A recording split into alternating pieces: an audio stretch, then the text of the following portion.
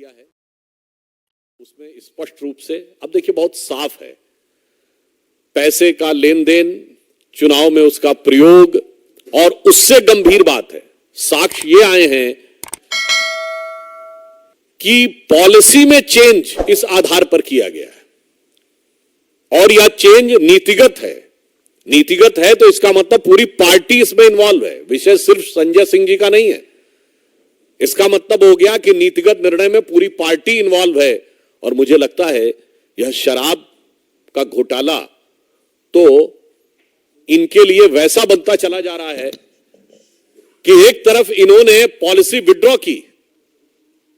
मैं इस बात को पुनः रीएम्फसाइज करना चाहता हूं, सीबीआई इंक्वायरी शुरू होते ही पॉलिसी विड्रॉ कर ली। क्यों विड्रॉ किया अगर सब कुछ सही था?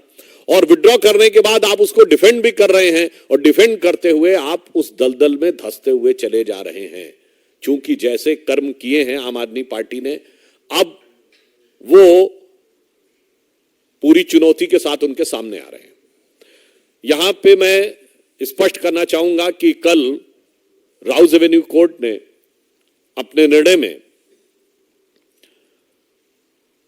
पेज नंबर 10 के ऊपर जो लिखा है 15वें पॉइंट पे, जो ये कहने का प्रयास कर रहे हैं कि केस का आधार नहीं बनता है, उसमें बहुत स्पष्ट कहा है, hence in prima fascia view this court the fact stated that the material placed before the court nowhere shows that the suggest that his arrest in the present case is unwarranted and unreasonable। Hindi में कह दें, अदालत ने प्रथम दृष्टया यह विचार किया है और यह माना है कि यह कहीं से भी यह नहीं दर्शाता है कि वर्तमान मामले में गिरफ्तारी अनवारंटेड और अनरीजनेबल है। यानी यह कहना कि अनापेक्षित है या अनावश्यक है, यह उचित नहीं है।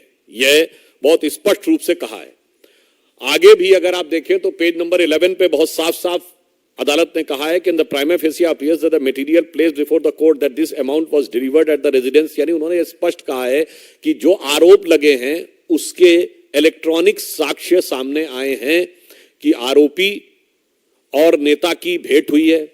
भेंट होने के बाद जो आरोप है पैसे की डिलीवरी का, वह भी इलेक्ट्रॉनिक साक्ष्यों के साथ मेल खाता हुआ नजर आ रहा है।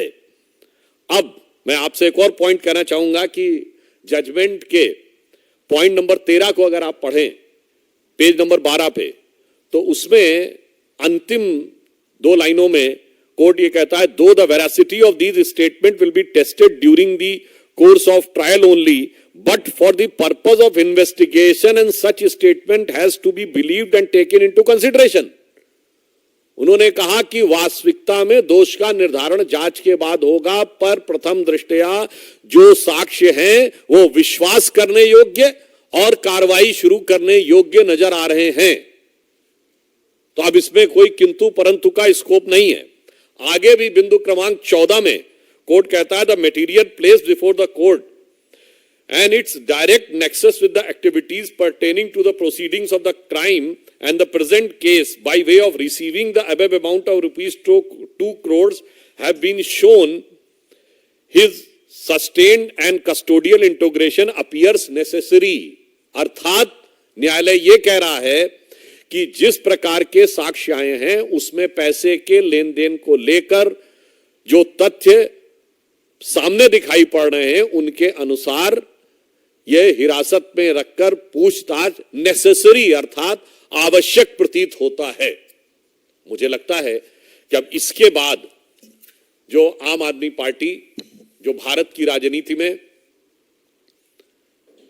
मूल्यों की राजनीति स्थापित करने का दावा करके आई थी, वो सबसे मूल्यहीन पार्टी दिखाई पड़ रही है।